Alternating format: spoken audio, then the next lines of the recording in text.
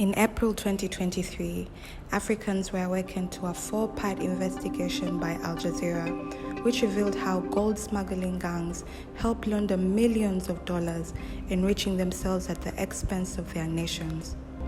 Some argue that the scams articulated by Al Jazeera are not just complex financial reports, they are political projects of elites to meet immediate and pressing political needs.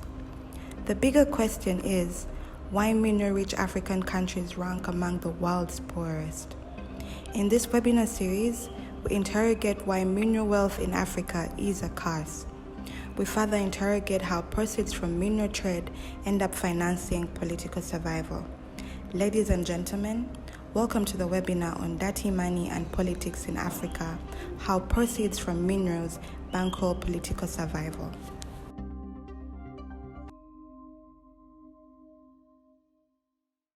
It's a very good afternoon back here in Kampala, capital for Uganda. It's a good afternoon somewhere, good evening, it's a good morning. Welcome to our continental webinar series on dirty money and politics in Africa, how proceeds from minerals bankroll political survival. With you, I'm Felix Kafuma, who is going to be taking you through this edition. And I'm joined by 5 panelists that I'll be introducing in a short while. But before we kick it off, allow me to, first of all, remind you that we are live across the capitals in Africa. We are live in Abuja, Nigeria, Accra, Ghana, Lusaka, Zambia, Juba, South Sudan, and Nairobi, Kenya, including Kampala, Uganda.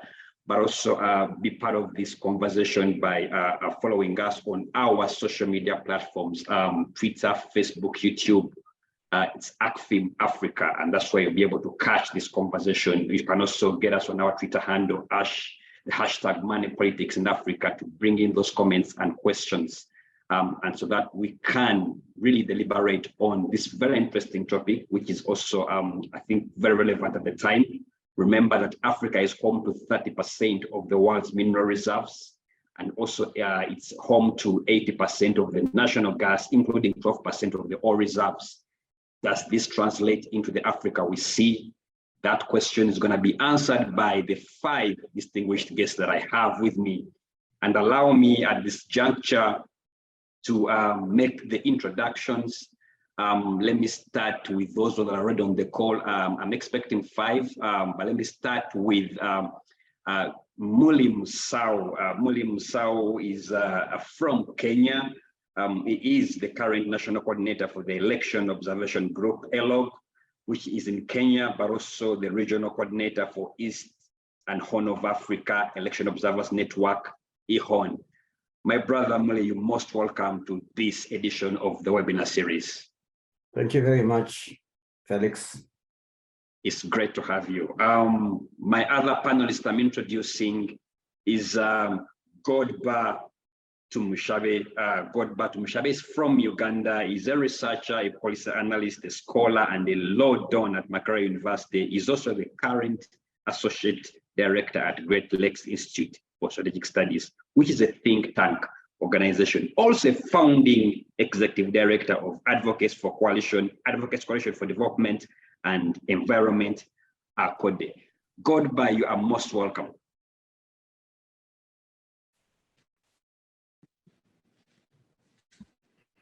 Godba, can you hear me? Felix, can you hear me? I can hear you loud and clear. All right, thanks very much. Felix, glad to be here. Greetings to you all panelists and all the members on this webinar. Looking forward to share with you, some experiences. Thank you so much, Godba. It's always a pleasure to have you. And then our 3rd panelist is Mr. Emmanuel K. Dogbevi from Ghana. Emmanuel is a journalist and also the managing editor of Ghana Business News. He's also the executive director of Newsbridge Africa, a non-profit media training organization. Emmanuel, you are most welcome. Thank you very much, Felix. Yeah, it's a pleasure. Honestly, it's a pleasure. I'm expecting 2 others, but let me introduce them for the benefit of our online audience. I'm expecting to be joined by Idiat Hassan from Nigeria, who is the director of the Center for Democracy and Development, CDD, Nigeria. She's a lawyer with interest in the areas of democracy, peace, security, transitional justice, and information communications technology. When she joins us, I'll give you a heads up. She's not yet on call, but I'm so sure she's logging on.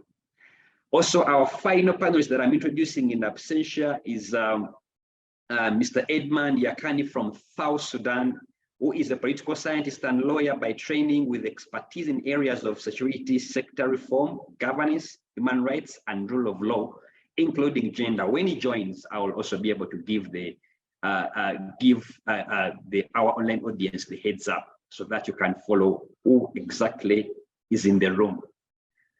That said, like I said, we are live in over 5 capitals, but also be able to catch this conversation on our social media platforms, ACFIM Africa on Twitter, Facebook, and YouTube, but also join the conversation on our Twitter handle, #MoneyPoliticsInAfrica, and then we can make this journey quite interesting. Like I said, my name is Felix Kafuma from Alliance for Finance Monitoring, who is moderating today's session. And let's hit it off straight away. I'm giving each one of you a bit of ground rules on how we're going to proceed. I'll give each one of you 7 minutes to speak to the topic before we head into H1A, where I'll be able to throw a couple of questions to each one of you to answer before I open it up to the participants online in the plenary session to make comments and direct specific questions of interest to any of you. And I'm so sure by then our 2 hours will be well spent. Starting with Emmanuel, what are your first thoughts and comments to the topic? Thank you very much, Felix. Good afternoon to everyone from Accra. I think speaking about illicit financial flows through the smuggling, especially of natural resources from Africa, is a vexatious subject to speak about because it's extremely and deeply depressing, considering the fact that Africa is one of the continents that is very well endowed with natural resources. Africa has over 60 precious metals, gold, diamond, bauxite, and what have you. And recently in Ghana, for instance, lithium has been discovered. But if you look at the resources that accrue to the state in terms of how much is generated, especially from gold, and mind you, Ghana is the second largest producer of gold in Africa. It's quite baffling that in spite of the enormous natural resources, particularly gold, the revenue from gold every year kind of flip-flops. One time it's 2.5 billion, another time it will be 1.3 billion, and then at one point it will be 5 billion. So there's a lot of inconsistency. However, there is data and information, particularly a lot of work done by investigative journalists that shows that a lot of the money that should actually accrue to the state of Ghana is lost through smuggling of natural resources. And by the way, Ghana also produces oil and doesn't really earn enough money from oil, which of course is reflective in the country's economy. As we speak now, as a result of COVID-19 and the war in Ukraine, Ghana's economy is literally in the doldrums, to the extent that the country has been compelled to go to the IMF and seek a bailout of $3 billion, which took quite a while to be approved. And it was approved, I think, about 2 weeks ago. It doesn't make sense for a country that is so endowed in natural resources not to be able to derive maximum economic benefits from these resources. which of course mining and exploitation and production has some consequences, social consequences, environmental consequences. If you look at most of the gold mining communities in Ghana, they are very largely poor communities, bad roads, they don't have potable drinking water, there is massive unemployment in those communities. Majority of the youth in those areas do not have jobs. They don't have very good education facilities, and so on and so forth. Meanwhile, gold has been mined in Ghana for over 100 years. If you drove to a community like Obuasi, where gold was first mined, they don't even have motorable roads from Kumasi to Ashanti. It's a nightmare driving to a mining community where gold has been mined for over 100 years. Now the question is, where does all the money go? Who controls the resources, the money that is made from the resources that are exploited? Because there is evidence that there is massive exploitation of the resources. Where does the money go?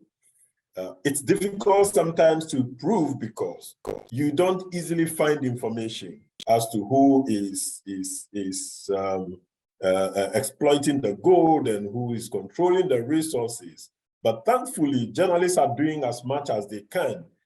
Particularly 2 years ago, there was this global project called FinCEN Files, which was investigation of suspicious activity reports of banks around the world, in which most of the transaction was traced to a gold refinery in Dubai called Kaloti. And in these transactions that were found, Kaloti had done business running into several $1 billion. And about $124 million of that transaction came from about 5 gold exporting companies in Ghana. Now, this is the catch. During the investigation, only one of these gold exporting companies had an office that can be physically located and identified. The other 4, their offices couldn't be found. Nobody knew where they operate from, but they have dealt, exported gold from Ghana and received enormous amounts of money. Now, then the question arises, why are they able to operate in a state that has mechanism to check illegal activities? Why is it that exporting of natural resources from countries like Ghana has continued to thrive in spite of all the mechanisms to check them? The only conclusion one can draw is the benefits goes to serve the interest of political actors. It's the only explanation one could give to justify why the illegal activities, the trafficking of gold, the smuggling of oil, and so on and so forth, have continued without a proper check, and the perpetrators are known because journalists almost all the time go out of their way to expose these perpetrators, but no action is taken. And it only goes to confirm the fact that political actors are benefiting from the exploitation and trafficking.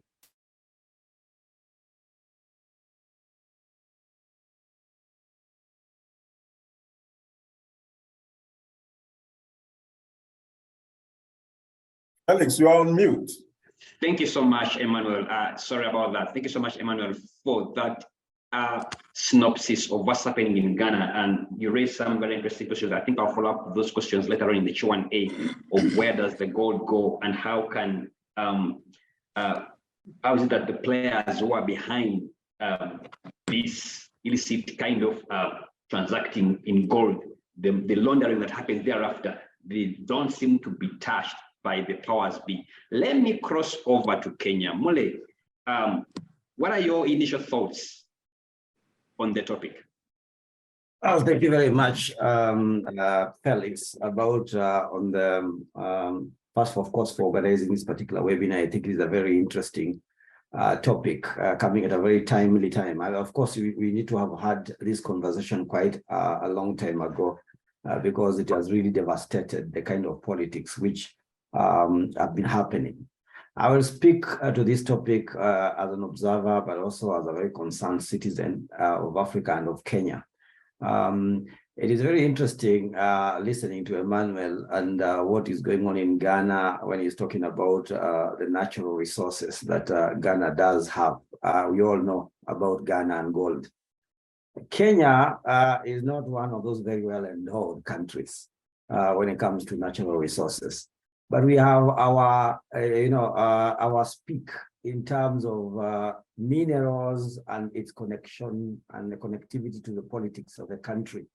So for a country which does not really have such endowments, it is very interesting that if you read the history of Kenya, we have one of Africa's greatest mineral scandals, the so-called Golden Bag. I don't know how many of you remember that in the 90s, around 1990, that Kenya was involved in this particular scandal where gold, ostensibly coming from Kenya, was being exported, and there was export compensation was actually being paid by the government for it.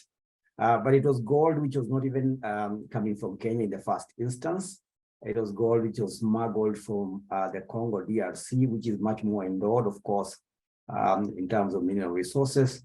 It passed through Kenya through some very interesting characters who now have become legends in the continent, especially with the expose by Al Jazeera about the Zimbabwe happenings, because these individuals managed to capture the state. They captured the politicians, where nearly 10%, actually it's more than 10% of Kenya's GDP was actually lost in that scandal called Golden Bag. It was a scandal which nearly brought the country to its knees. It was a scandal where the people who were involved ranged from the president himself all the way to even opposition members of parliament, people who are involved in that process. It captured the judiciary, it captured state apparatus, the security system, where everybody seemed to have been benefiting. In fact, when the main culprit, one Kamlesh Patni, who is now making headlines in Zimbabwe, in Harare and South Africa, on that gold mafia story, when he was arrested, one of the ways in which he wanted to get himself off the hook was to become a state witness and therefore offer the names of his accomplices who ranged. And when you look at the lists which were being given, it was basically who's who. According to information, based on the investigation which was done, a very good investigation was really done for that process, although it was being done nearly 10 years after the scandal happened. Of course, the list showed that nearly the entire of the Moi government, President Moi's government was involved. The president transitioned and we got a new government. The investigations and the outcomes of the report were coming through in the next regime which took over. At that point, still half of the cabinet, or quite a number of members in the government, were still people who had been implicated in that particular scandal. So even just by illustration of just that one scandal, a situation where gold was being smuggled from outside, at some point, the scandal got to the level where no gold was even being transacted. It was actually basically paperwork. So they were basically stamping papers, which were indicative of gold which was being taken out of the country, and money was being paid for these processes. But there was no actual gold which was even in the process, in the transactions. And so this basically became a money minting scheme, which benefited the politicians. In 1990, we were working towards the first multi-party elections, which happened in 1992. So that worked very well in terms of financing the political processes, the campaign processes of that particular time. But as I conclude on these opening remarks, from where we sit in Kenya, and since, of course, you cannot be able to talk about natural resources, especially minerals, apart from that very big case, which I've just mentioned, we have to expand the issue of money, illegal money in our politics to other illicit sources, because we have seen, especially corruption, where contracts are involved, big international contracts are involved, big state development projects being exploited by politicians, and most of this happen either towards a campaign period or just after the elections, when maybe people have spent too much money. Perhaps that's their way of refunding or getting the money back to their war chests in preparation of the next elections. So you see, so we have to widen that particular bracket. So minerals, yes, and Kenya's, of course, Kenya's example is unique in its own way because we don't have any minerals, but somehow we have gotten ourselves to have nearly similar scandals as the one Emmanuel is talking about, and I'm very sure Zimbabwe will talk about. So yes, a clear link in terms of the mass money which is getting into our politics, and therefore without regulation, and I hope that we'll be able to discuss that the particular point, we are then saying that our politics is held hostage by those people who have the resources. Our politics is captured. Our elections are being captured, and we still continue with this so-called comprador business, where our politicians, basically in Africa, act as agents of business people and other international actors. Let me leave it at that at the moment. Thank you so much, Mulem Sao. Of course, the Golden Bag scandal, well documented. Kind of reminds me of a similar case back here in Uganda, and I'm bringing here Goldberg Moshari because my understanding is that gold is one of the leading, one of Uganda's leading imports, according to the performance reports from URA. I think for the last about 4 years, gold has been the leading export commodity, accounting for more than 50% of the country's export earnings. Yet, only the Bank of Uganda estimates that only 10% of that gold exported is mined domestically. So, do we also go to Congo? Goodbye, your thoughts? Yeah, can I come in, Felix? Yes, please. Okay. Yeah, no, thanks very much, Felix, and thank you, colleagues, for those reflections. I think, in a way, I just want to highlight about three or four points in these introductory remarks. One is that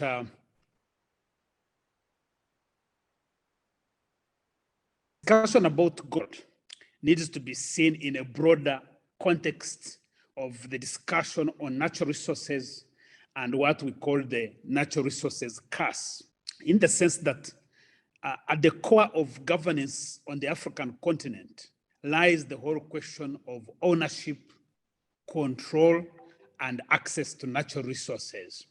And you can think about natural resources in its broadest perspective, but probably the core of these resources that are very deeply and inherently intertwined with governance, minerals, forests, and in some cases wildlife. In some of the countries like Tanzania, probably you'll see more you'll see a configuration of all these resources, But in other countries, you'll find that probably one resource sector dominates. So I think that as we discuss gold, we need to be able to think about this in the broad context of natural resources and what we call the natural resources curse, where some of us who have studied the whole question of natural resources and governance and conflict, is that actually what you have is more of a governance curse than a natural resources curse. And related to that, I think for me, what is one of the striking things, one of the striking comparisons that we may need to draw is what Lasane has just shared with us about Ghana. That for most of us on the continent, we see Ghana as a potentially emerging democracy, probably much better quality than what we see in Kenya. And then, so when you hear what is happening in Ghana in terms of gold, and then what's happening in Kenya, and then you see Uganda, then there are fundamental questions we need to be able to ask ourselves.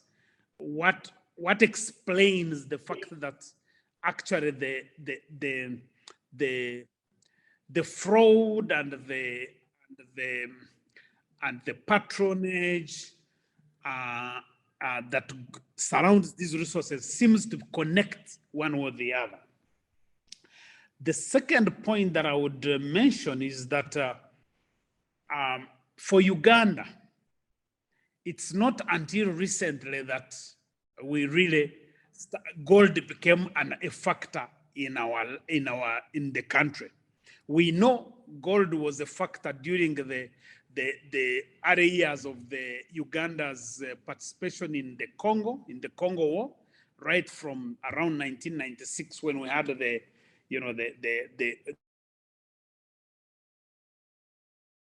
World War, the African War, and Uganda was a player in the Congo. But we know that the connection with gold was that these were senior army officers who were exploiting gold and trading. But I think recently, what we've seen is gold becoming a major export and foreign exchange earner for Uganda.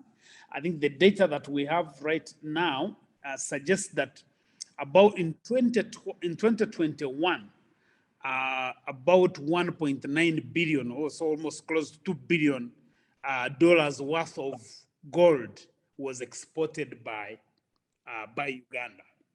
In 2022, that export, the data shows about 201 million US dollars, and you can see a huge disparity there. But also the fact that we have a gold refinery actually owned by one of the notorious gold traders who is known globally, having been featured in the Al Jazeera documentary that is there at Entebbe and located in an export-free zone, which means that gold does not pay taxes. So it's really the fact that this is a business that is shrouded in secrecy, and you can't easily know who actually owns the refinery. I think all the indications show that this is actually Museveni's refinery. Then directly connects our gold transactions as a country with the financing of elections or the distortions in the electoral process. I think the third point that I would raise is the whole question of what is known to be a huge discovery of in Uganda, which was announced actually it was officially announced by President Museveni during his State of the Nation address on June 7th, 2022, where he announced discovery of about 31 million metric tons of gold actually estimated to be valued at about $13 trillion. Now that is basically, this is a big, this was considered big in terms of Uganda's, if you think of Uganda's economy. I think in that address, actually, Museveni essentially said that even if we were to license the extraction of this gold, would be earning royalties in the range of about $700 million. But I mean, the controversy that surrounded the announcement, and then the incoherent data on the gold, on the current gold exports, is something that one would pay attention to. Is where is the gold coming from? Who is engaged in the trade? And could actually this announcement about the discovery be a cover for the trading in the gold that has already been traded probably from DRC and other places? So these are fundamental questions that we have to look at. And Uganda, which is really a deepening autocracy, because Uganda is a deepening autocracy, President Museveni having been in power for now 37 years, now planning to contest for another 5 for the next elections in 2026. And essentially, because you know that most of these regimes, when African rulers have stayed in power for this long, they lose legitimacy with the population, and the legitimacy is only bought by money. So you have a combination of money and violence leading the electoral process, or basically defining the electoral outcomes of the incumbent. Then you can say gold, the way gold resources are managed, they are reported, and who hold them is going to be a major defining factor in how Uganda's democratization process either continues to decline because Uganda is experiencing serious democratic reversals, or whether we can actually reverse the trend and make new democratic gains. So I think on that note, Felix, I want to stop there for now, and I would appreciate the comments and reflections. Thank you very much, sir. Thank you so much, Godba. Raised very interesting perspectives in your opening remarks. Broadly, ownership, control, and access. Is it governance scarce? Is it a natural resource scarce? Well, I'm joined by other two participants, and allow me first of all to make an apology that we now have an all-male cast panel. Wasn't our making.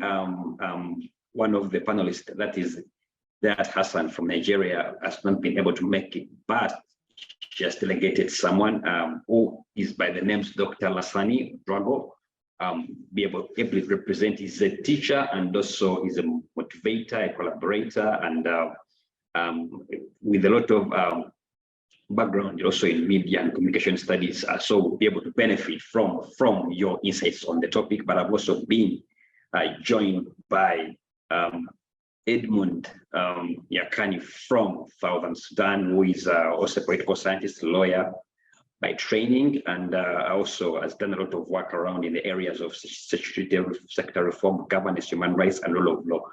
You are welcome. You found us when the train had moved, but not so late for you to jump on board and be part of the conversation. Quickly, let me start with you, Edmund. Your quick thoughts to the topic. Thank you very much. Hi to everyone. It's good that we have joined the train before it reached the destination. At least we can enjoy the benefits of the train going on. So my brother from Nigeria, how are you? And everybody.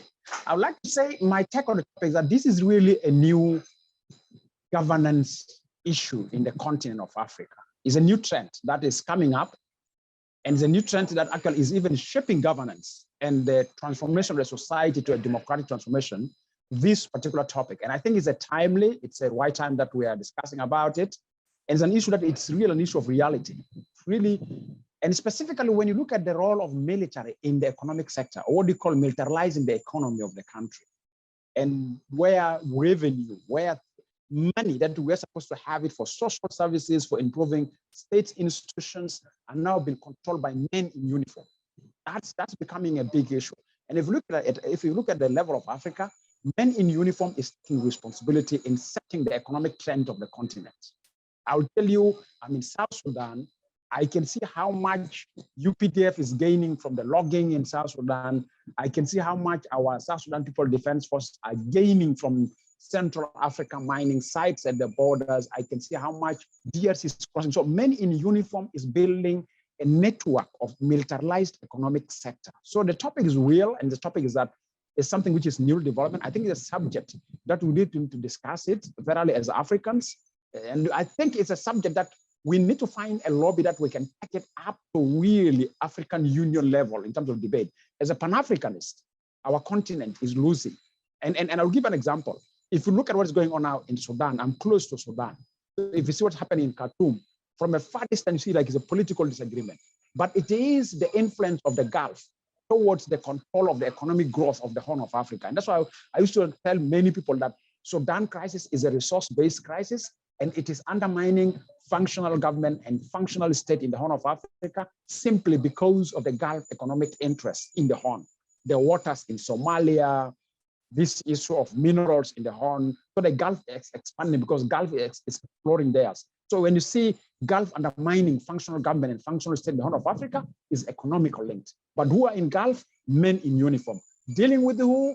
Dealing with also men and women in uniform. So I think for me, it's a subject of importance. And the subject that is Pan-Africanist, we need to take up now, politicizing our financial and economic sector. That's my take. Thank you so much, Edmond Yakani. You're calling it Sudan crisis is a resource-based crisis. Interestingly, Sudan being home to one of the largest oil deposits in Africa, there's been an investigative report, I think, by Century into a loan deal. I hope you're aware about it. I think I'll come back to you when we're discussing a loan deal between the local company Trinity Energy Limited and the regional Cairo-based bank, Afrexim Bank, that was backed by the Southern Sudan government to purchase crude oil and sell it to South Sudan market. And in that, there's a scandal uncovered a number of issues that border to money laundering. In fact, Trinity Energy was given access to more than 40% of South Sudan's crude oil and secretly supplied fuel to what you call the men in uniform. At the time when I think the government at that point was involved in some form of a civil conflict. We'll come back to interrogate because you've talked about the men in uniform in the economic sector. Interesting. Let me come to you, Lasani. It's good to have your brother on the stage. Your quick thoughts on the topic. Thank you so much. I'm glad to join the train, and it's well conducted, and we have some great drivers and wonderful passengers, and I'm happy to be among you today. So my quick take on this topic is I want to talk about just a couple of points. The first one being the lack of transparency in the ways in which we're dealing with our natural resources. Who get to do a contract? Who get to sign a contract to exploit our mines, especially gold mines? And I'll be drawing examples throughout from, say, Burkina Faso, where I'm from, but also from Mali and perhaps Niger, where I conduct research in those three countries. So there's an utter lack of transparency globally, broadly, in terms of who gets a contract to exploit a gold mine or not.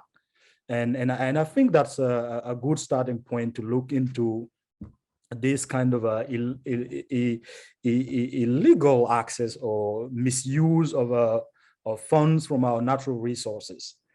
But beside that lack of transparency, there's also an adjacent issue when it comes to our natural resources, which is the artisanal exploitation of gold.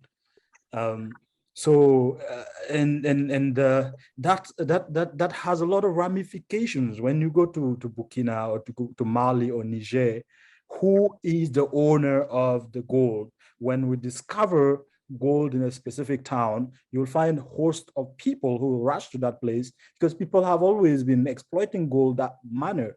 The brother from Ghana was so right when he pointed out the history of gold mining in Ghana for centuries, or if not for millennia. And that's a practice that has always been going on.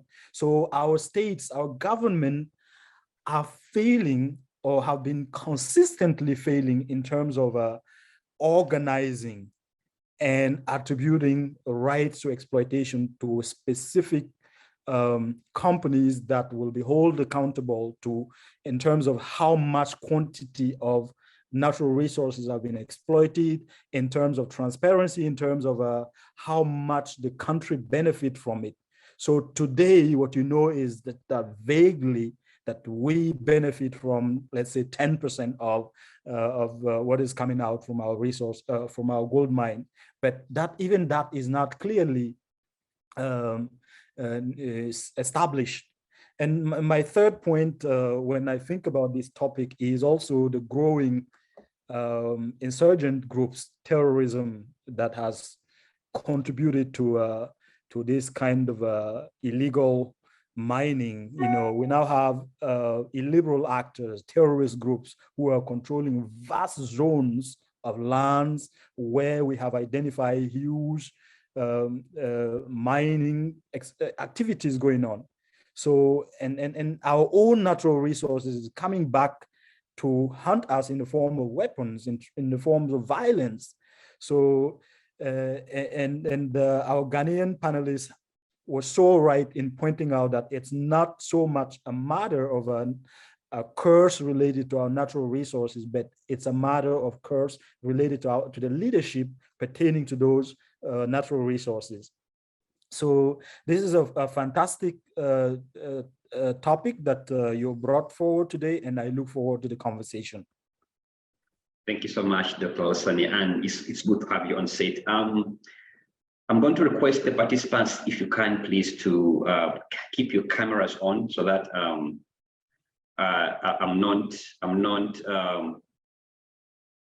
the windows can be able to show the face together with the participants. Yes, that would be helpful. Thank you so much. This is where now I delve into the specific questions,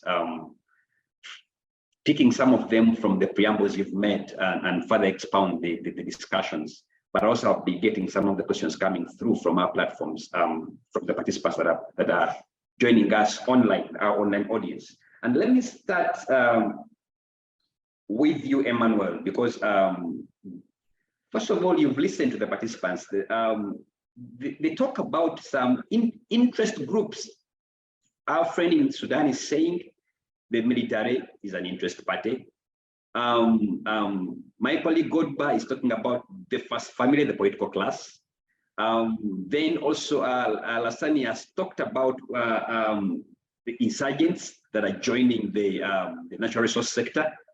The bigger question, or the elephant in the room, is who are the actors behind this challenge we are having in natural resources? Who are the actors? Let's look at the case of Ghana. Who are the actors behind the gold trade? Are they politicians? Are they elitists? Are they businessmen? Are they foreign interests? How can we point? Where do we point in terms of who are the actors? Thank you, Felix. I think the gold mafia investigation by Al Jazeera put into context a lot of what's happening in the wider African continent. We need to pay very, very close attention to that investigation. It has shown us a lot we have suspected for years, but haven't been able to collect evidence. And that investigation has taken off the shroud covering all that happens behind the scenes to prove to us and to show us what's going on and what the potential and likely actors are. Having said that, you are asking who are the actors? In Africa, the biggest controllers of the natural resources are the elites. They are not the people. In Ghana, for instance, the law says, if you own a piece of land and gold or diamond or bauxite or oil is discovered under that ground, even though the land belongs to you, the mineral does not belong to you, right? And according to the law, land is held in trust for the people by traditional rulers. And in Ghana, traditional rulers are very, very powerful people because they have control over natural resources such as primarily land.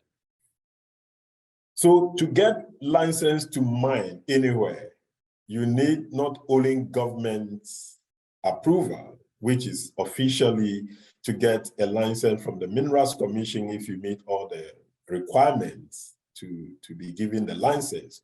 You also need the approval of traditional rulers.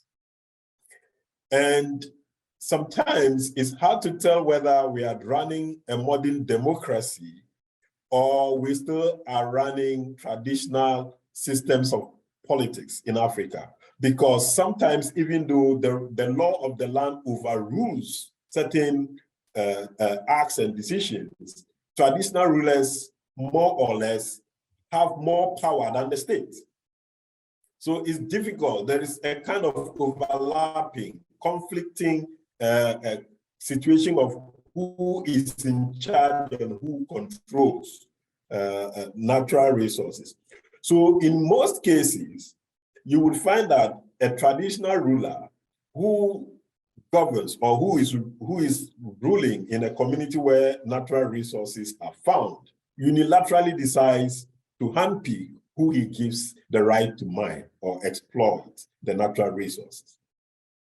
And more often than not, even though government also gives license to people who want to mine, government seems to have weak systems of monitoring. So someone can obtain a license and sell the license to someone else.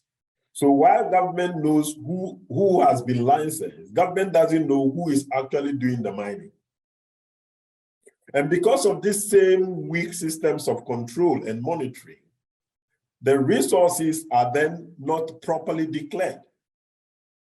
But how the resources leave the country is still yet to be discovered. But if you watch Gold Mafia, it clearly tells you that people can't walk through an airport and fly out of a country with gold or diamond or anything without the active connivance of law enforcement agencies or political actors.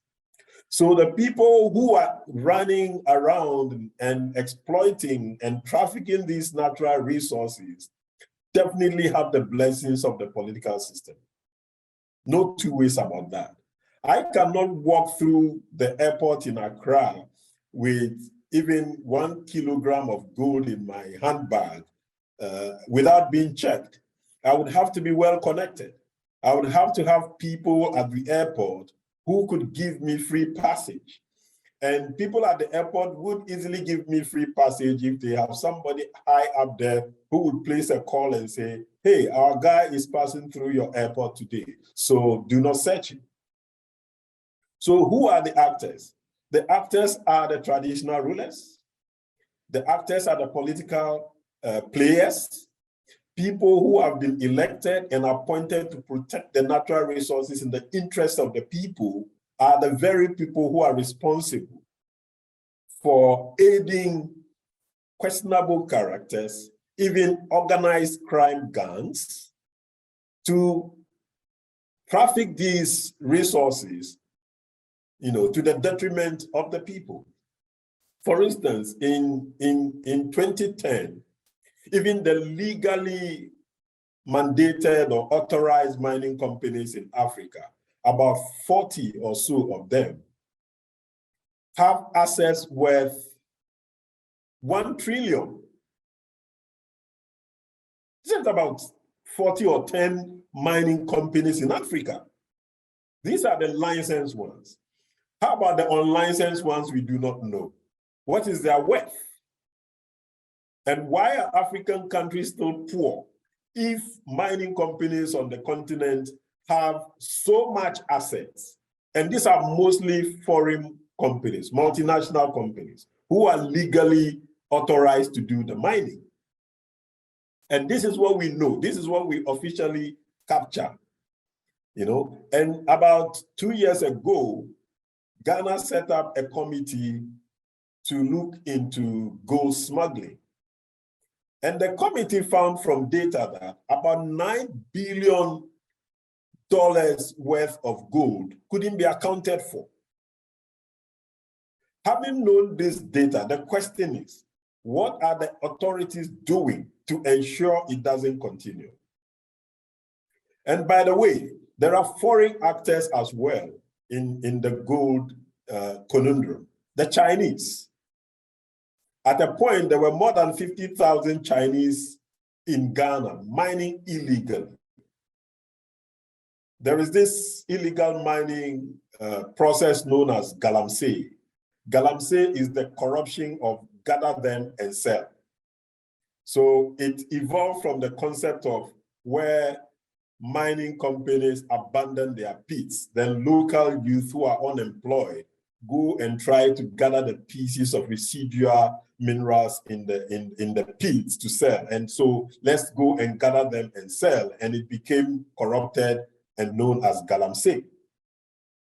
The Chinese invaded Ghana in droves and were given land by traditional rulers.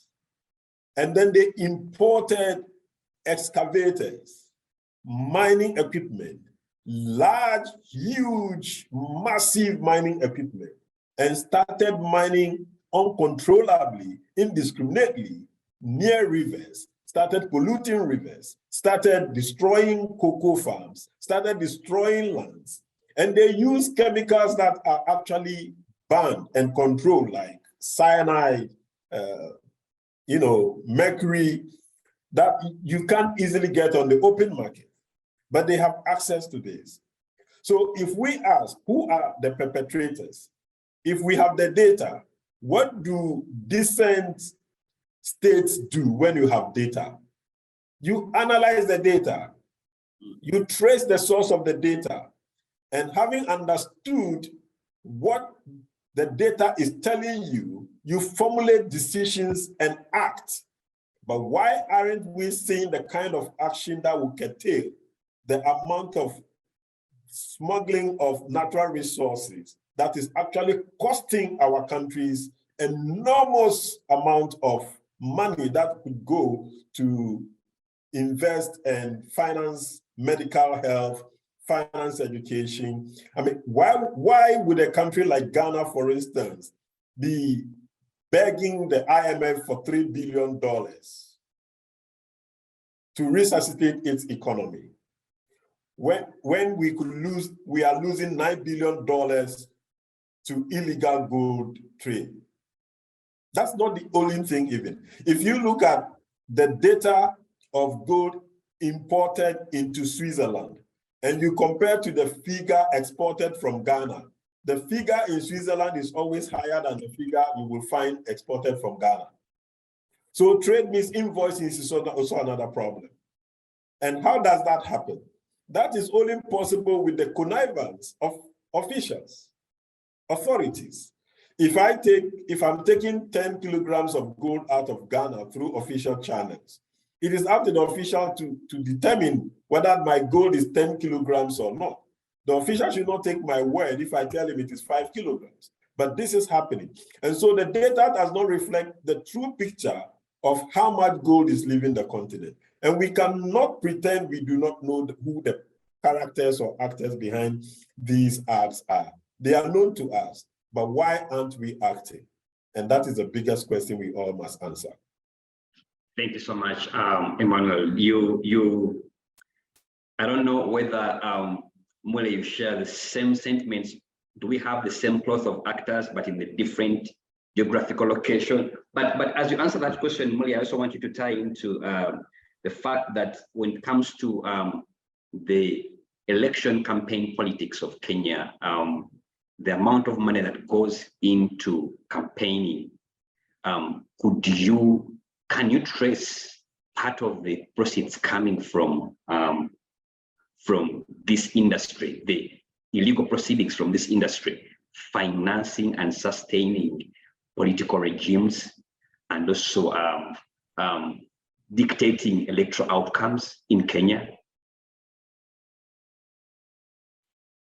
First, let me totally agree. When Emmanuel is speaking, you can really feel the pain of what is going on in Ghana. It is really very frustrating. And like he said, there's if you watch Al Jazeera, the Al Jazeera expose, it basically tells you who is in the game. From the businessmen, the very conniving and sly businessmen, to the government officials, to authorities in all the spaces. Money is passing, money and gold is passing in airports. We have foreign actors, foreign governments even.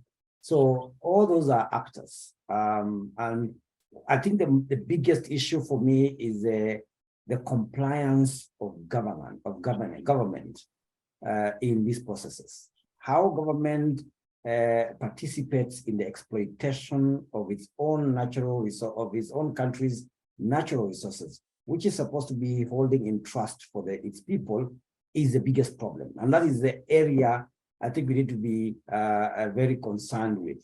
There'll be these other foreign actors. Of course, when they find that there are gaps in our systems, they will exploit them. The example that I was giving in terms of the golden bug and the investigation was so thorough. If you actually download the golden bug investigation and the ruling which came out of it, you'll see nearly the same script of Al Jazeera. It's only that this one is not now a video, it's not a documentary, but it's in narrative. It is the same sequence, same actors, same issues. Laws are being changed overnight so that they can be able to accommodate certain processes. Individuals are brought in, are compromised through bribes, so they can be able to participate. So, as a start, I totally agree with Emmanuel in terms of the actors. Now, in terms of connecting the money and politics, and especially in our country, Kenya, I'll refer you to a number of studies which have been done. Number one is that the kind of money which is required for political office in this country has been increasing every election year. So that in a study which was conducted by a colleague of ours, a professor, for you to become a senator in the Kenyan parliament, you have to use about $350,000 dollars. For a woman to be a representative of a particular county, representing those women in parliament, in our parliament, $228,000. For an ordinary member of parliament, the minimum that you need to spend is around $182,000. Those are huge amounts. Where do they get? If you look at the commensurate amount, the money they get when they get into office, and the money that they have to spend to get into the campaigns, it cancels out. So you basically don't have, you're not getting that money. You're not saying that there's an investment. I've put in $350,000 into this campaign. I expect to get maybe triple that when I become through my salary as a senator or as a governor. That is not the kind of money that they're getting. So it begs the question, then what else are you getting into parliament for? And that's one of the reasons why there is this, so you can connect, and they also don't have that money before they come in. So now the question is, where are they getting the money? If you look at all the scandals which have happened in the country, like I said earlier, we have had the Golden Bug scandal that happened in 1991-92 in the run-up to the first multi-party elections in the country. When we go to the next elections, which was around 2002, we had the next, the opposition came into power. Shortly after the opposition came to power, through Mwai Kibaki's government, we had another big scandal called the Anglo leasing scandal.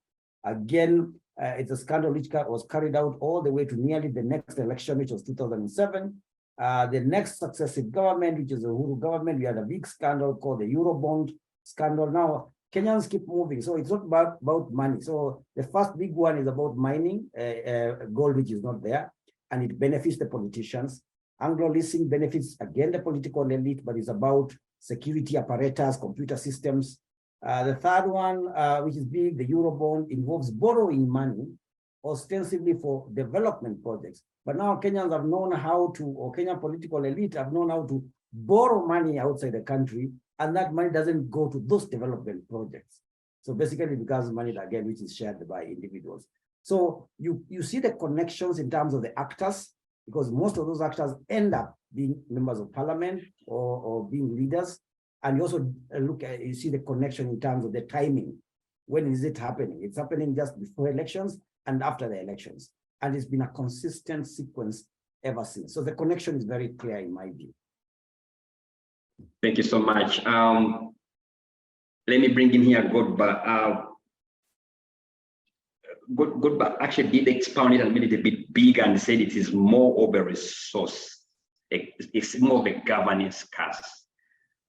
Godba, looking at Uganda and the fact that you talked about how we as a country we've been very consistent in degenerating into an authoritarian state. Can you locate the role of these abuse of resources to abating or supporting the authoritarianism that we are seeing right now on the rise that you talked about? Can you make the connection between where Uganda is in terms of governance and probably the contribution of the sector, the natural resource sector, and the way it is managed or mismanaged? Yeah, no, basically and I think that my thoughts really do not differ much from what colleagues have already shared, but I just wanted to start off by reflecting on the question you raised earlier, which is about the actors. My view is that a lot of our discussions tend to put a lot of focus on the business community. You know, there are people coming from all over the world. They are looking for minerals. They are looking for forest concessions. They are looking for wildlife concessions. They are looking for oil concessions. And me, basically I argue that these are business people. Nobody is coming to do us charity. In fact, if they had the opportunity to exploit these resources without paying anything, my view is that they would be probably happy. Because if I'm a Chinese company, why am I worried? Why am I bothered about whether Ugandans paid taxes? Why am I bothered about whether the beneficiaries of these resources, the population has access? Because you see, sometimes we try to look at these actors in terms of, especially the business community, as some kinds of evangelists, but that's not what they are. Because even when we talk about corporate social responsibility, I don't believe in it. I think that corporate social responsibility is adopted by companies because they want to legitimize their businesses, not because they are feeling sympathetic with the citizens. So I think we need to be bold enough and say, these are guys, they are sharks, they are Shylocks, they are looking for money. So that I need to put that as those are the business people an actor on one side. And then we look at the authorities that they are dealing with. And I think that is where we have the crisis. Because if there is a Chinese company or a Russian company or even an American company and it comes here and it's trying to do business in Uganda and it can deal with Museveni, it can deal with any of the political actors around him, and they are able to make a deal, they get their resources, he gets his money. That is basically the crisis that we are dealing with. All our efforts to try to create transparency and accountability around those transactions, in my view, have literally failed. That even when you try initiatives like, the extractive industries transparency, the initiative, you try the open government initiatives and all the other transparency mechanisms that you can think of, they haven't been able to unpack the black box within which these transactions operate. So, and I think that it's going to be a continuous struggle. So you have the authorities within our governments, the ones who control the levers of power, who control authority, are probably the biggest. When we think about the mafias, for me, these are the real mafias. Because in most cases, we try to think that the other company that has come looking for gold is the mafia. But the real mafia is this Ugandan or the Kenyan or the Ghanaian president that is sitting and negotiating deals and is a direct beneficiary of these deals. I think those are the real mafias. In most cases, we fear talking about them because it's also a risky business. And then they are the enablers, the enablers of these mafia transactions. And I think that's where we have even a bigger crisis. That even when you follow the Al Jazeera documentary, a lot of what you are seeing are the enablers. And incidentally, the configuration of the enablers is very, very interesting. So you have the immigration officers or the immigration personnel that have been deployed specifically to enable the transactions. If you look at the Al Jazeera documentary, what I find quite striking is that the enablers are also clergymen. They are claimed clergymen.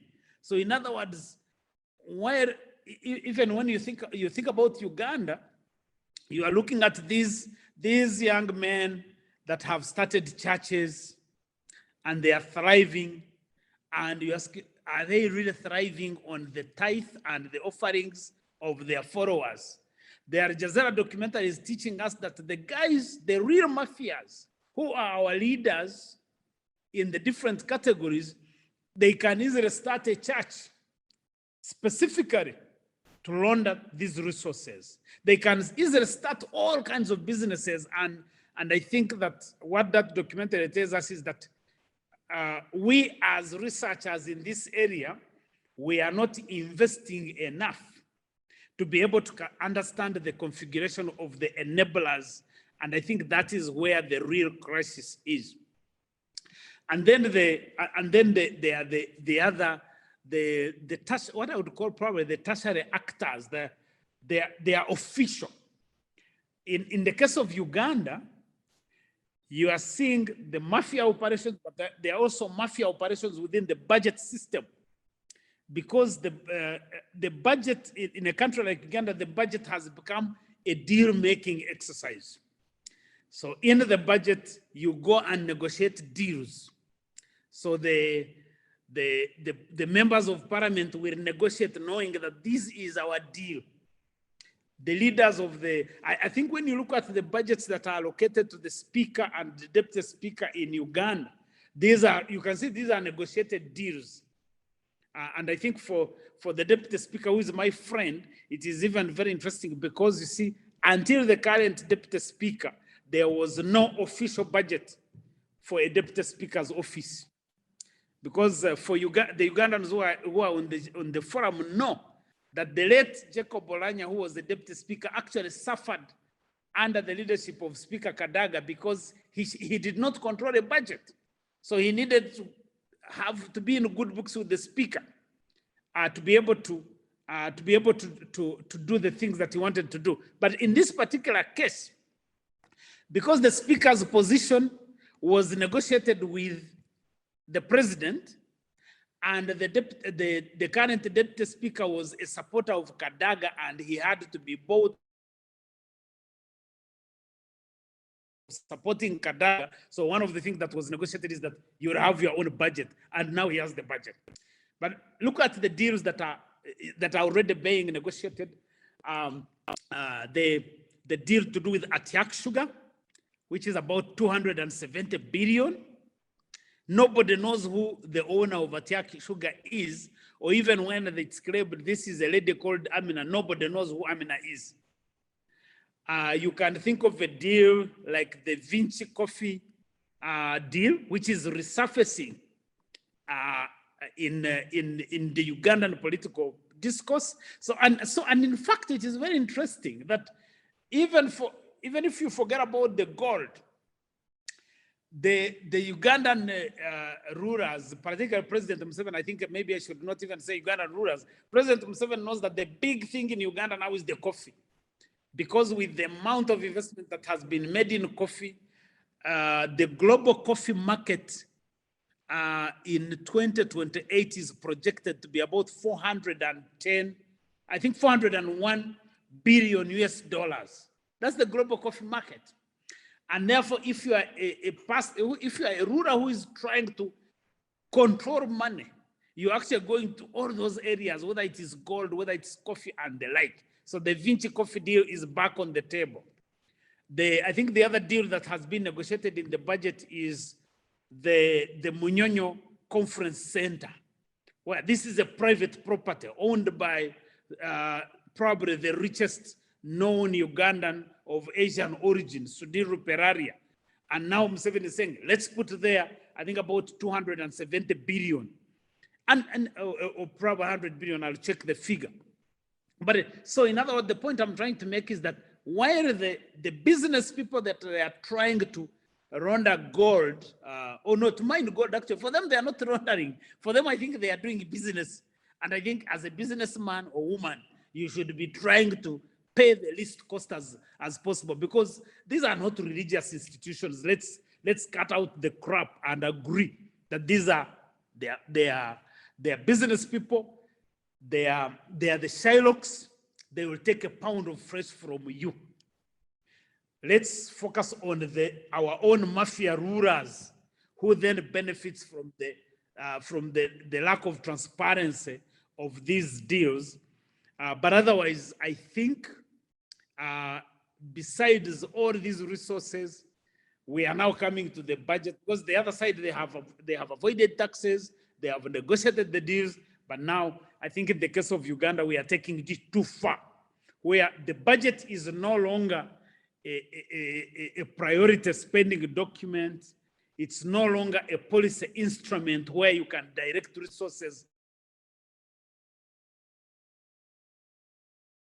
They go in the economy to stimulate production and engender equity.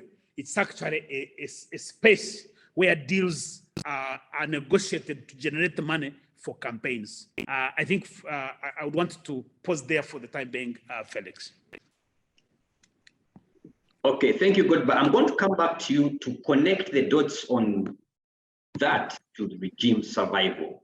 I'll come back to you on that one. Let me quickly cross over to South Sudan. And Edmund, I also want you to weigh in on whether it's the same case, the way you, from your lenses, the way you understand who are the actors behind, especially the case of South Sudan, but also in their tie, I want to see how the actors and how that's contribute to because Sudan, that belt, Sudan, including even Khartoum, they are always having endless conflicts, whether the issue, the challenges around the resources in that part of the world is partly connected to the ongoing conflicts. You partly touched it, but can you elaborate further?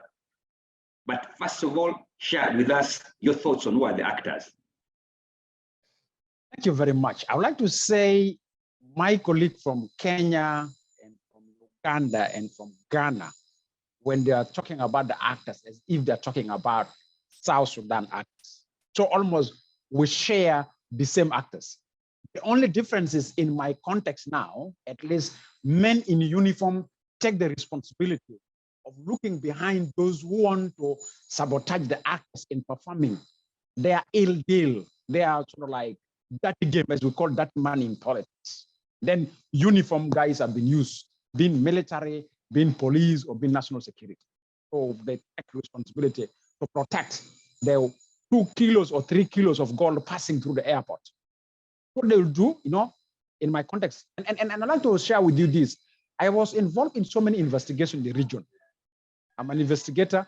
There's a documentary online called Profiteers of the War in South Sudan. If you look at that documentary, I did with a Kenyan journalist. We're investigating what level is our people in uniform during the struggle of 2013 when our forces are fighting, and how much have involved the regional forces, UPDF, all were involved in that documentary. And if you look, if you see the brand look like, if you're a common South Sudanese, you'll accuse Ugandans that Ugandan government is doing this. It's actually not Ugandan government. It is Ugandan mafias in the authority doing it, not on behalf of Ugandans, but on behalf of their mafia business. So I think for me, that's the actors are the same. Now, one thing that I like to qualify among the actors, because the same actors, I don't want to repeat myself because of time, but the multinational companies, which are now acting as a security companies. I don't know if you realize now, there's a new trend of private security companies coming in country. So you come to realize another one called PJ Security Service Company, like a civilian security around embassies, around NGOs, around banks. And some of these security companies have an external shareholders. And you come to realize that these external shareholders, normally, I don't know how it is. I want to hear from my colleagues in other countries. Normally, the external shareholders are retired people in uniform who call themselves experts of safety and protection. For example, you have Warrior Company in South Sudan, it's a security company, have an ex-American retired, you have another one, have ex-Israel general retired. But the way how they design those companies, it's totally under doing a lot of cover-up work. Like the Al Jazeera documentary, is Russian company, Vega, and which is now deeply involved in Sudan.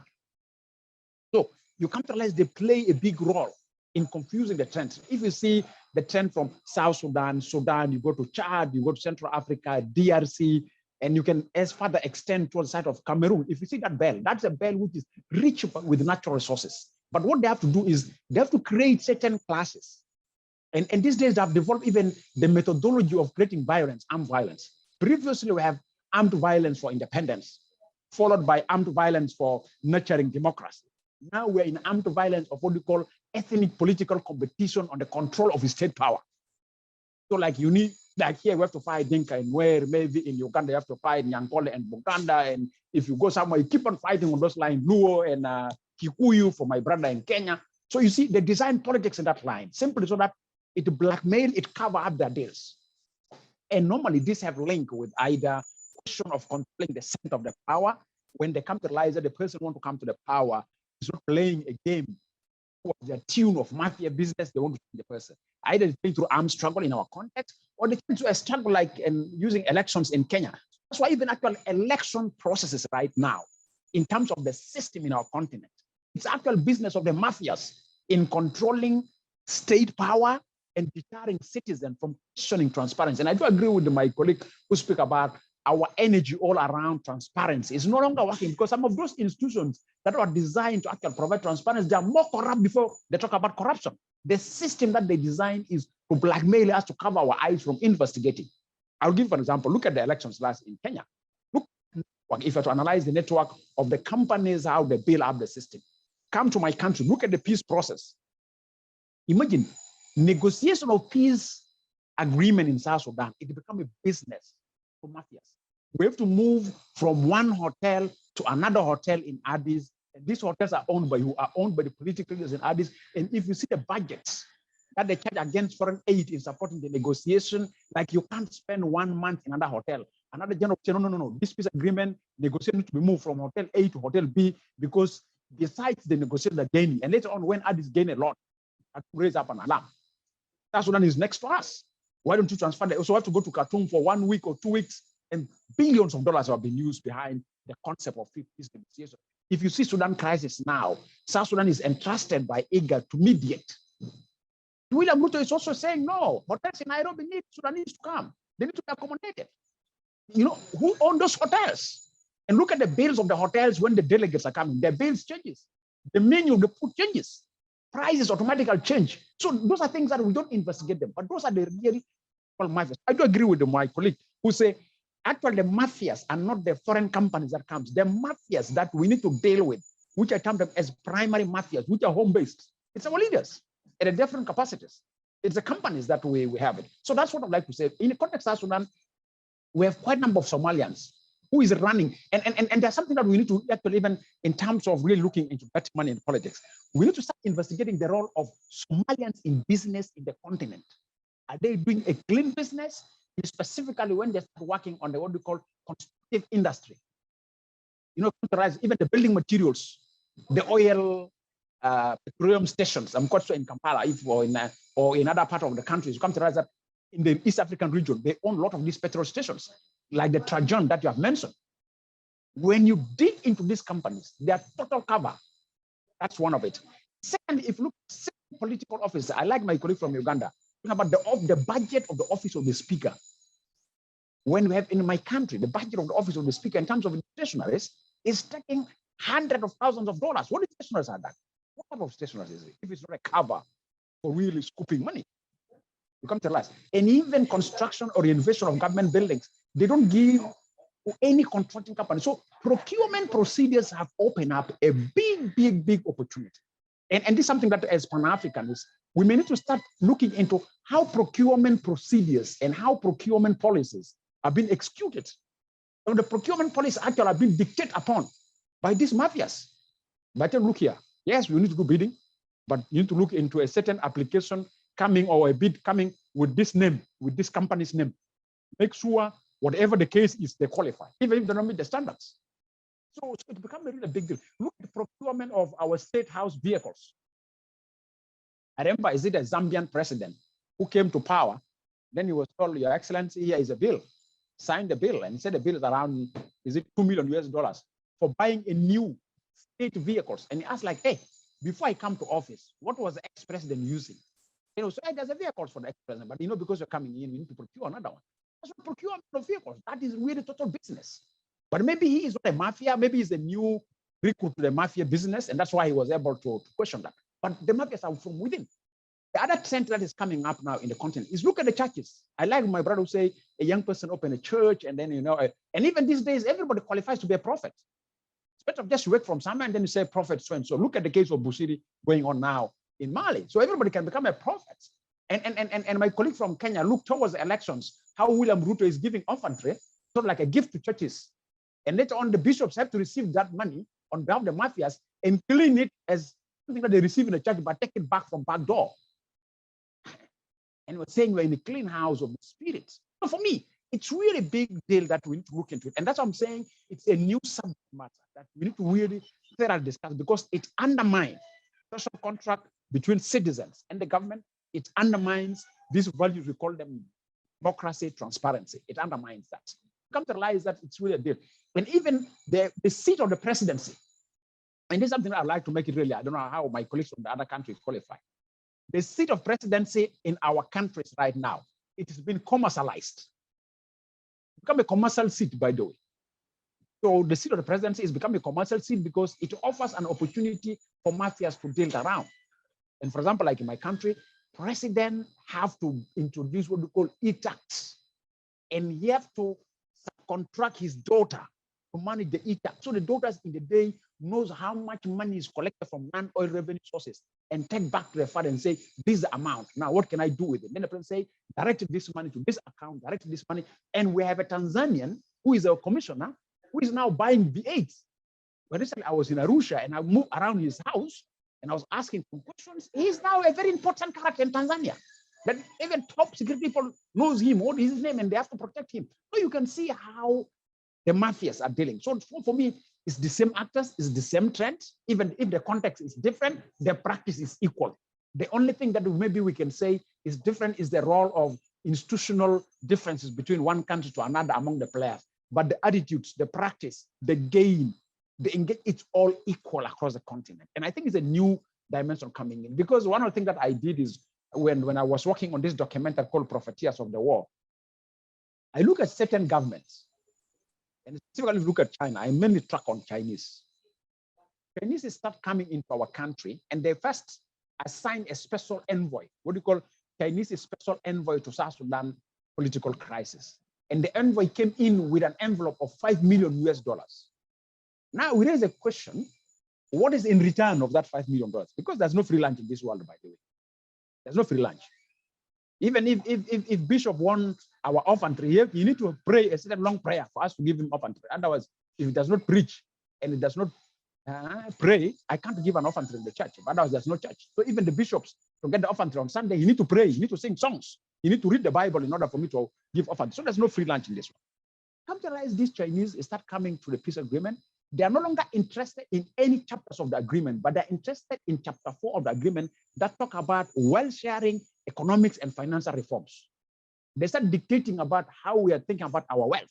So as he is here as a Chinese special envoy to peace process with an envelope of 5 million, but he brings along with him a group of hijackers that want to hijack the wealth, that actually they're worthy to 16 to 17 billion US dollars that they want to loot in return of this 500 or 5 million US dollars that the envoy have come in. And I question the Chinese.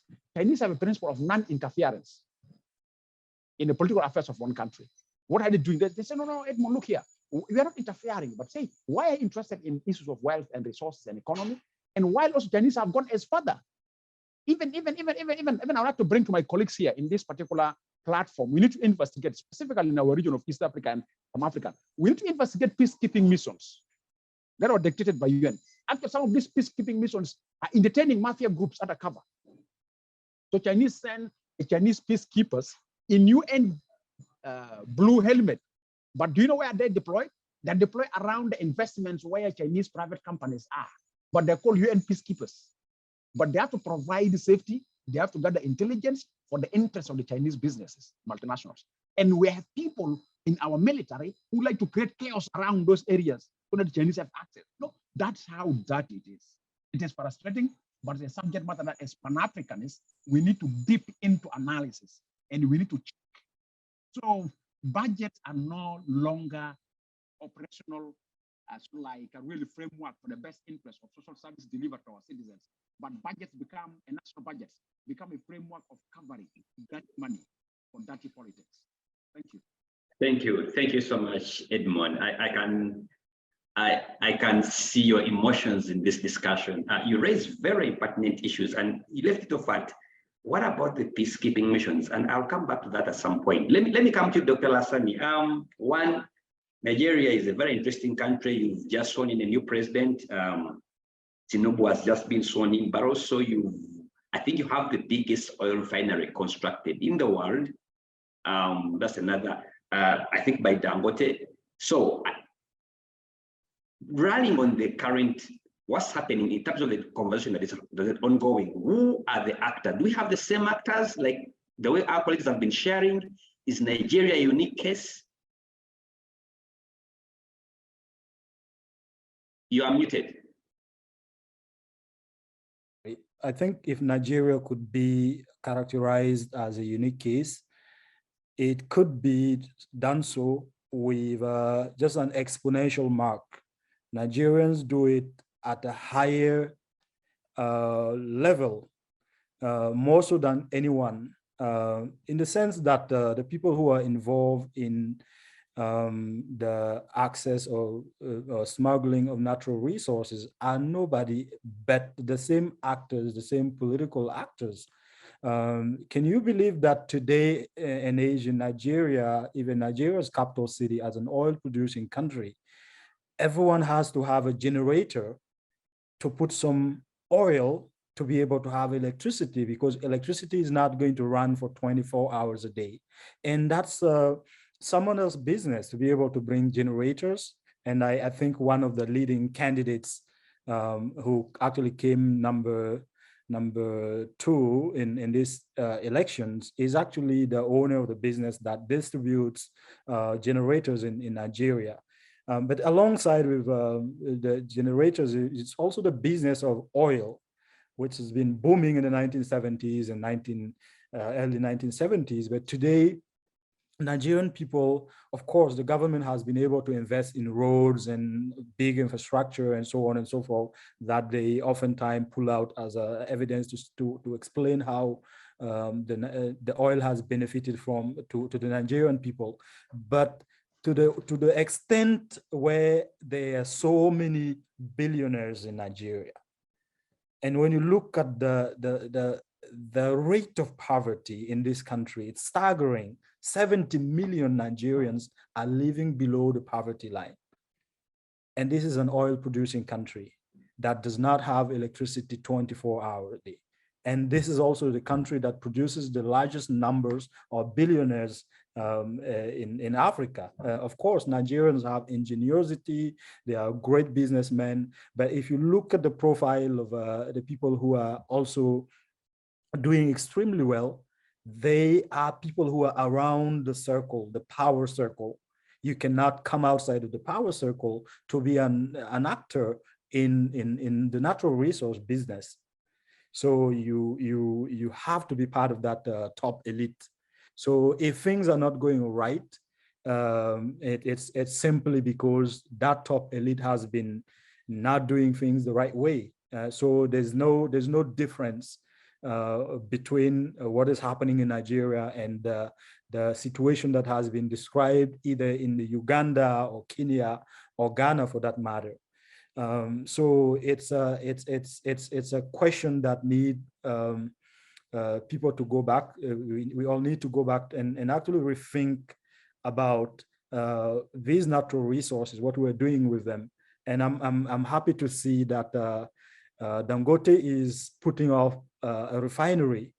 And during the inauguration of that refinery, we've seen other African leaders actually sitting there, and hopefully this is a new trend that that we will see coming up, whereby African natural resources will be conditioned, will be processed on Africa. Because the fact of the matter is, taking our natural resources and sending it abroad to process is also another ways in which middlemen insert themselves, and those middlemen are nobody else but our own leaders.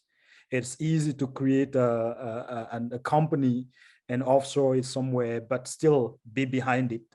And it's not any different. So basically the argument I'm trying to make is that Nigerians are just doing it at an exponential rate in terms of profiteering from the natural resources as individual and political actors, instead of allowing the profit of the natural resources to come and absorb unemployment rates and absorb youth unemployment and bring resources on the table to allow people to get out of that staggering poverty.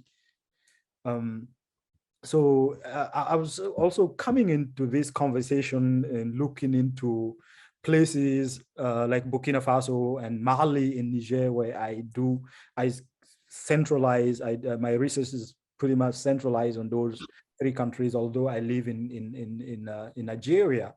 And I am looking at how those three countries, to some extent, have developed some sort of mechanisms, some mining codes that regulate mining. And those frameworks are pretty clear in terms of how to access rights to exploit a mine. But in terms of what is the fiscal regime, for example, that will regulate the mining activities in the countries. What in case of a dispute resolution, who are the actors involved? But so I'm evoking the existence of that mechanism only to suggest that if our natural resources are going offshore, if we are evading and are unable to access or use it properly, it is simply because the same actors who have been behind the writing of those mining codes are also the same actors stealing our resources. So they know the code, they know how to go around it, they know how, so the game is just pretty easy for them to go about it. But more and more, we have also seen civil society began to get involved in seeking accountability and seeking transparency in the exploitation and use of our natural resources.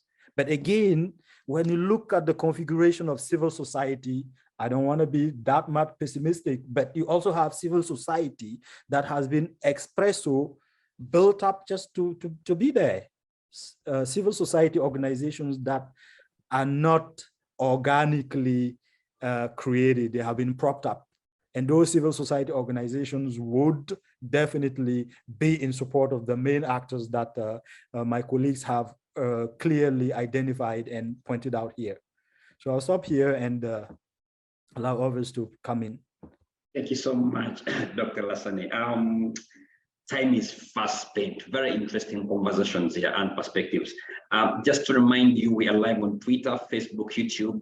Just be able to get us at Film Africa. You can catch up this conversation. Also be able to share your thoughts and comments. I'll be able to read them out also on the Twitter handle, #MoneyPolitics in Africa. I'm going to take a couple of questions coming in through my feed. There's a question coming in. Let me start with Abel is saying that Alistair Mathias, one of the money launderers exposed in the gold mafia, revealed that all you need is to increase the will of the top politicians in Africa to continue with the dirty business deals. I think he's referring to the role politicians play in this case. So he's asking, what can we do to break this chain of thieves and mafias? Let me throw this. Mole, can you attempt this question?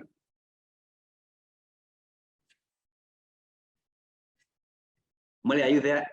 I'm here. Sorry, you know, this conversation is very interesting. So the question is whether how we can be able to break this chain. I think some of the things have already been alluded. I think we need much more transparency in the first place. Because transparency, although we are dealing with the people who believe in impunity, people who will break every law out there, but we need to encourage transparency. Transparency, for instance, brings the citizens into the picture. We are discussing about the impact of money and its impact to electoral processes. So we have what we call a vicious cycle. If you create this vicious cycle where we have people who are getting money from illicit sources, they fund their campaigns, get into office, then once they are in office, of course, they are able to buy their way through all these processes. When it comes to elections, they're able to bribe voters, get back in, and then the process continues ad infinitum.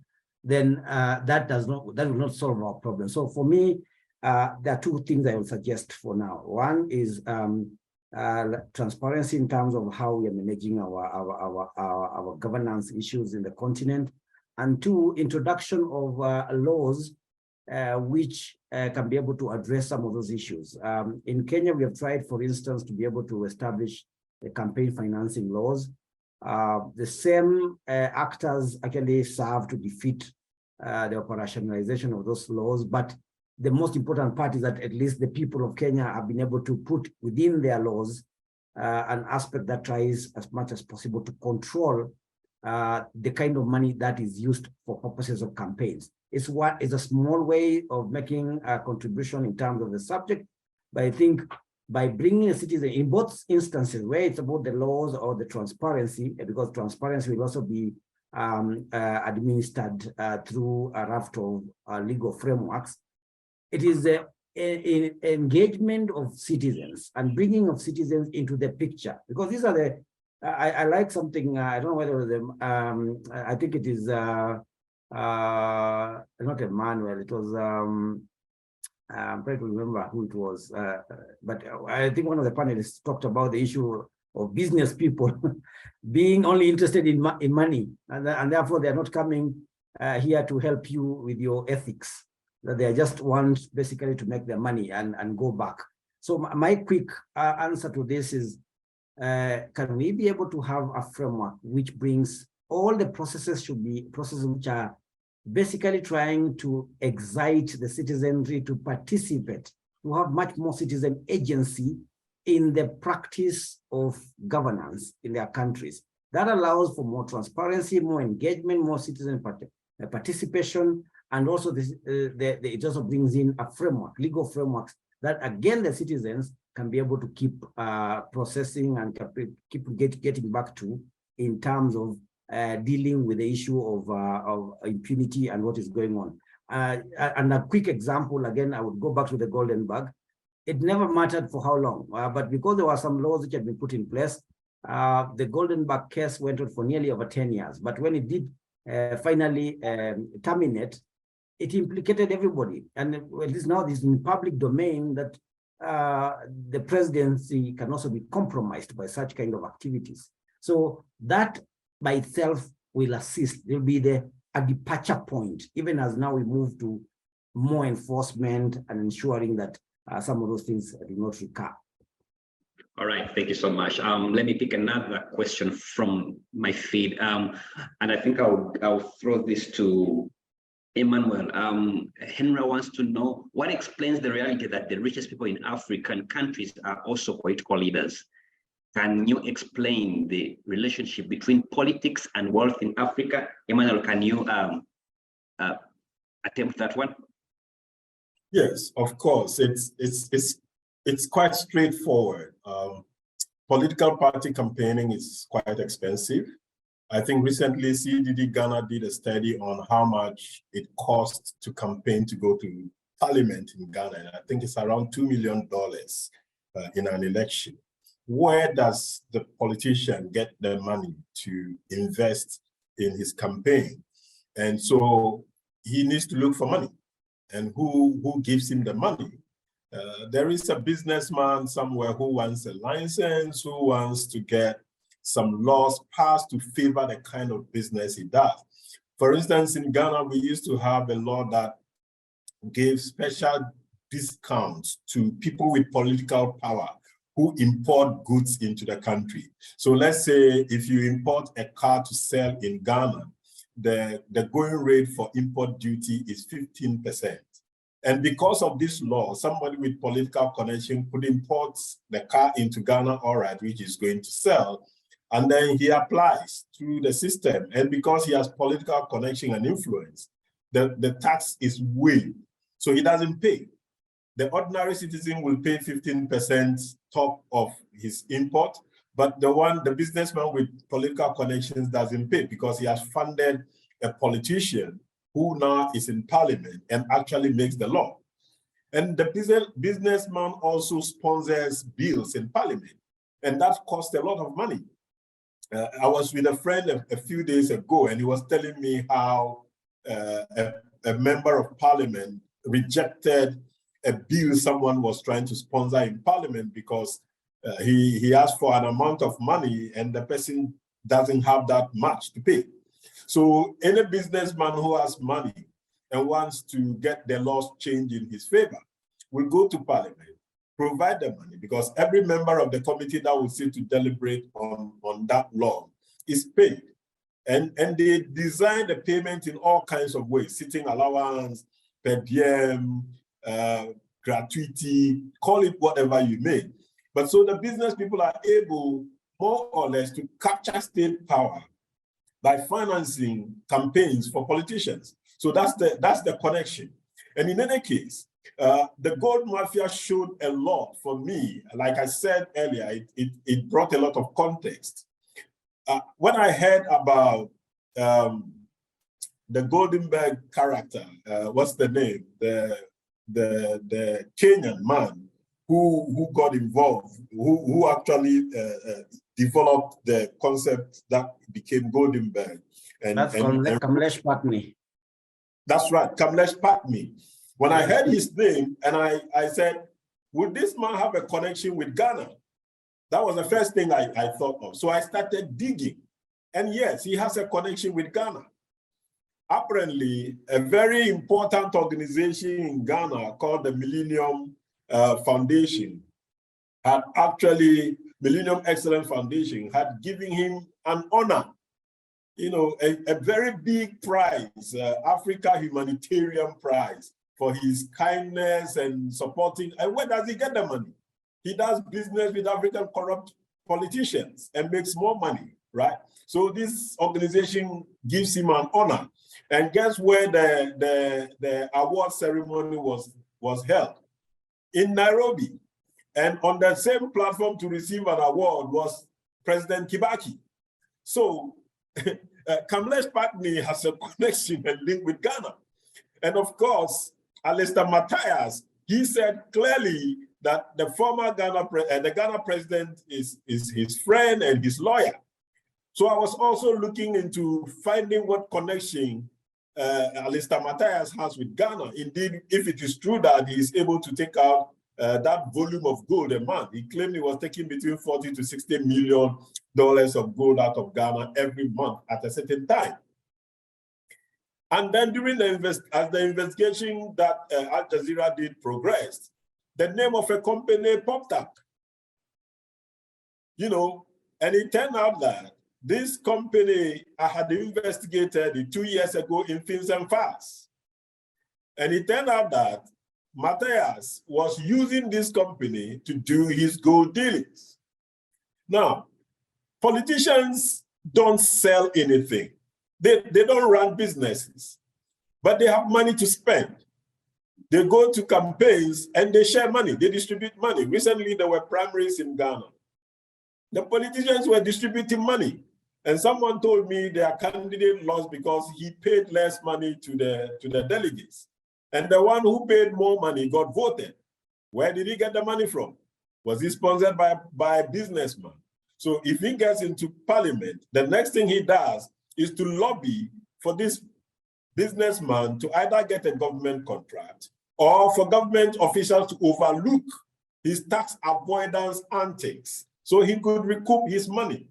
So the nexus between the richest business people in Africa and politicians is quite clearly established. And that is why there is so much impunity, abuse of power, manipulation of the political system, and even the legal system. There are some businesses you will sue and sue up to the Supreme Court, and you will never win because they have compromised everybody. They have money to pay everybody. They buy houses for judges. They buy houses and expensive cars for politicians. And they do the same thing too for journalists. You know, you find journalists who own houses that you probably would never be able to afford on your pension, no matter how much huge your pension is. And who funds them? The same business people who fund the politicians. And that is why some stories don't get covered. Some stories will never be investigated. And the few journalists who go out of their way to investigate, say business corruption, tax avoidance, offshore companies, often are targets of attack. And they are attacked in various ways. So the businesses actually enable the kind of weak governance structures and systems we have in Africa. They influence politicians. They fund their campaign. Some of these business people pay for the children of politicians to attend expensive schools abroad. They buy houses for them. They buy holiday houses for them in Miami, Florida, and places like that. So effectively, they are controlling the politics. The politicians, like one of the speakers said, are just like the puppets. And they will power. They will control. And so they circumvent the laws and do what they want. And effectively, when you look at these things quite critically, you get so worried and concerned that you begin to ask yourself whether what we have in most of our countries in Africa are governments or organized crime gangs. All right. Thank you so much. Interestingly, let me pick another question from the platform here. I think it's coming from Perry Aritua. I think, what's the way forward bearing in mind the context shared, proposing things? Could it be exposure? Can we have faith in the African Union structures? Can we task political leaders to legislate or police themselves? Let me Godbert, given the context, what is practically the best way forward in addressing the challenges raised? Do I have Godbert call? Okay, probably I lost Godbert. If Godbert is not on call, Edmund, can you attempt? Are you getting me? There is a question here from the platform. Perry Aritua is wondering, what's the way forward bearing in mind the context shared? How do we get out of this sad situation we are in? Is it exposure? Do we need legislation? What can be done practically, given the context? I think what can be done practically, given the context, I'm going to give an answer to a direction that sometimes some of us have no interest in it. I think it's a high time for us to start studying our political establishment in our countries in Africa. Even if you want to go for AU mechanisms, you want to go for legislation. Remember, our colleague Emmanuel was giving us how companies are using politicians to sponsor legislations that create them at what we call a legally safe haven or a legally safe landing ground. Some companies do that sponsorship of legislation. So if you attempt legislation, some companies will use their money to put another politician who will use their money to enact legislation. But I think our political establishment, we need to investigate them. Are they really citizen-driven interest political establishment, or their political establishment that brings individuals as a politicians that favor the interests of this particular business that we're talking about today? So for me, first point we need to start at our member state is to look into our political establishment, because even the companies that we're talking about, that whether be national or multinational, even the civil society, that what my colleague have raised, that some of the civil society have been created by the state to actually use foreign aid money to sponsor some of these deals. So for me, it's a political establishment. We need to start questioning our parties, our political establishment. Are they intended to save our citizens and to develop our society and our countries or not? That's the first thing we need to do. So we may need to research, bear in mind this particular subject. We may need to research into our political establishment, because it's very clear now that actually the first primary mafias are our politicians. Some of these politicians find themselves in uniform, they have allies in uniform, they have allies in the business sector, they have allies in the church, they have allies in the civil society, in the media, like what my colleague have said. Some journalists, you find them, they're driving very expensive vehicles. And you find that when they write an article, politicians like to run for it. It is a marketable. While those articles are undercover, it's covered a lot of things. So for me, our entry point is research into our political establishment. How much is our political establishment contributing in worsening the situation, or possibly may be an instrument for correcting? So that, like I used to tell people, we're having elections coming next year in 2024. I say, don't hand over the state to a politician who is corrupt in his or her party. So before we could vote politician to take over state power, let us check that politician in the party it belongs to. So political establishment for me is a real entry point, is an area of research for experts that we're discussing this subject. That's number one. Number two, in terms of using, we can use some regional mechanisms that may give us an opportunity of space to express our voices. Like East African Court of Justice was very good with us in South Sudan. We start questioning our leaders' commitment to environmental audits in the oil exploration. We're able to win cases. So we have certain mechanisms that are in the region that we can utilize them to do check and balance. But to what level can we take the resolution of the check and balance like the East African Court? How much can we take them? Let me give an example. When the East African Court make a ruling that is holding our government accountable for environmental audits, an American firm was subcontracted. And the American firm that was subcontracted, actually one of our national firm, the person is a shareholder. So that is how complicated it is. My answer is political establishment. Sorry, I have to step out. I have a meeting at 4, but otherwise it's a very interesting topic. My recommendation is this is a new trend. We must think about it as Pan-Africanists, as African scholars. Let's look at this particular subject matter. Thank you. Thank you so much, Edmund. Our time is fast spent, so we are really bringing this to a close. And let me start with Dr. Lassani. As you make your concluding remarks, what do you think practically is the way forward? How do we get out of this quagmire? You are muted. And so I truly believe that one of the ways out is to continue working toward reinforcing our democracy and our democratic processes, because corruption is always going to be there. And we can sack this corrupt leader and replace them with another leader. But in as much as we are not convinced as a society that democracy and transparency is the way forward, and I'm saying that in the light of the argument that our corrupt politicians are not falling from the sky. They are a byproduct of our own society. We produce corrupt leaders. I think it is also time for us to look from the other way around. Instead of going from the top and trying to fight corruption, we fight corruption from the receiving end. We are victims of corruption and producers and perpetual producers of corruption.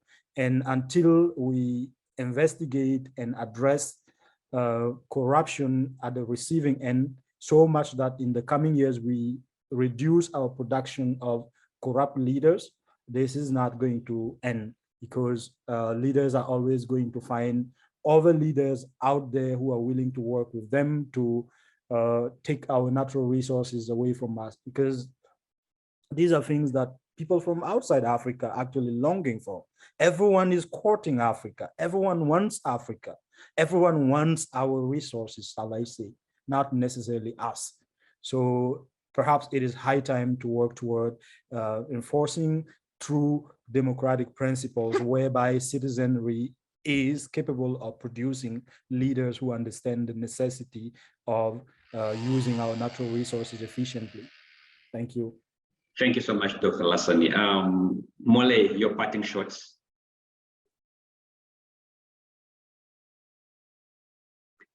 Mole, are you there? Just give us your parting shot. Yes, sorry. So my parting shot is this. I think, like I said, the best way to deal with this issue, especially when you look at the level in which of compromise of nearly all structures of government and other actors, is to put our best foot forward working with the people. For me, citizen agency answers all questions. If the citizens become much more active in the process of their governance, and therefore they are aware and made aware of some of these issues, then they are able to respond to it. That said, of course, because the citizen, there must be advocacy, there must be other actors also acting in their different spaces. I've had the civil society, where most of us work in, being mentioned also as complicit. I think where we have civil society, which is very strong, it can create the necessary agitation, the necessary advocacy, and also be able to illuminate some of the issues which have been happening. That's what we do in Kenya. I think it has made some very good strides.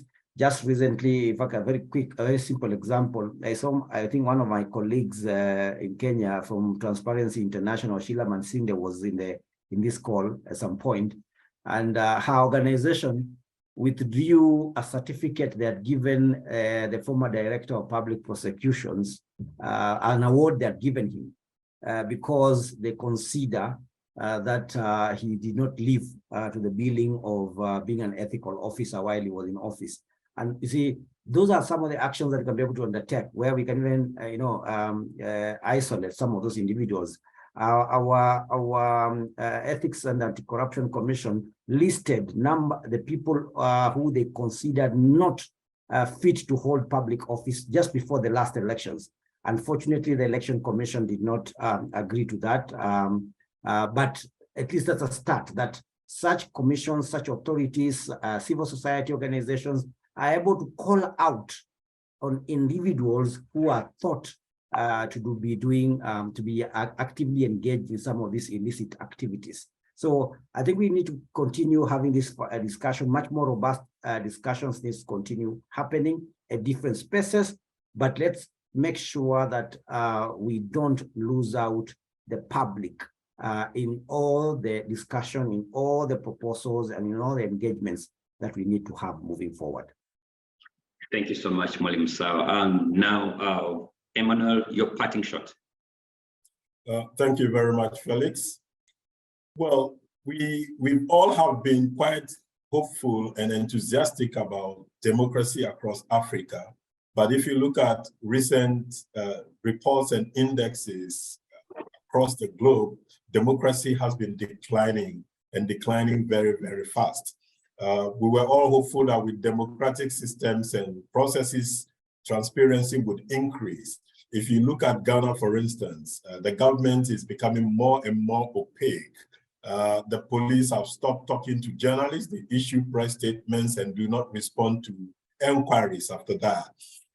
If you're looking for information from government organizations, and you even use the Right to Information Act, which is now very much active in Ghana, they refuse to give you the information. And sometimes they go to court and spend tons and tons of money just to refuse, giving you the information. I don't know how else we are going to see change. Because again, if you look at Ghana, the citizens have become tired. They are fed up. They see one unlawful act from government, abuse of power, abuses of office, impunity every day. They talk and complain and they don't see change. Ghanaians are beginning to resign themselves to fate, which itself is a very dangerous situation. If citizens who should hold the powerful to account are now fed up and tired because they wake up every day, there is a scandal and people just talk about it and they say, okay, let them talk about it, give it 24 hours, they will forget. And true, they forget after 24 hours. And then they are waiting for the next scandal. The next scandal comes and people talk about it and no action is taken and it goes away and everybody forgets and moves on with their lives. So hopefully, I don't know what will happen to change the dynamics, to bring in a certain sense of responsibility and accountability, to make these politically appointed people or political elected people to see that they have a responsibility to ensure that law and order prevails, that they are transparent, that they are accountable to the people, and that they are responsible in governance and in managing the natural resources they have been elected or appointed to watch over. Until maybe something drastic external happens or internal stir happens, I am quite pessimistic that we will see the kind of change we will expect to see in our countries in the near possible future. Thank you so much. The population of Africa is about over 1.2 billion. If we can get just 3/4 of that talking about this, then I think that's a good start. Thank you so much. We've come to the end of this conversation, but we can continue with the discussions on our social media platforms. We will be discussing dirty money and politics in Africa, how proceeds from minerals bankroll political survey, in a webinar series brought to you by ACFIM. And once again, thank you, our participants. With me, I had with me Godbert Mushabe from Uganda, who dropped off the call at some point, but I also had Edmond Yakani, who had joined us from South Sudan. Also with me, I had Dr. Lassane Drago, who stood in for Idayat Hassan from Nigeria. Thank you so much for being part of this conversation. I also had with me Mole Musau from Kenya, and lastly, I had with me Emmanuel Dogbevi from Ghana. It's been a very interesting conversation and roller coaster. 2 hours gone without noticing. Thank you so much. And till next time, I want to wish you a very good evening, a very good afternoon, a very good morning, wherever you're watching us from, please. Let's keep the conversation ongoing. Thank you so much, participants, for being part of this conversation. Great day to you all. In April 2023, Africans were awakened to a 4-part investigation by Al Jazeera, which revealed how gold smuggling gangs help launder millions of dollars, enriching themselves at the expense of their nations. Some argue that the scams articulated by Al Jazeera are not just complex financial reports, they are political projects of elites to meet immediate and pressing political needs. The bigger question is, why mineral-rich African countries rank among the world's poorest? In this webinar series, we interrogate why mineral wealth in Africa is a curse. We further interrogate how proceeds from mineral trade end up financing political survival. Ladies and gentlemen, welcome to the webinar on dirty money and politics in Africa, how proceeds from minerals bankroll political survival.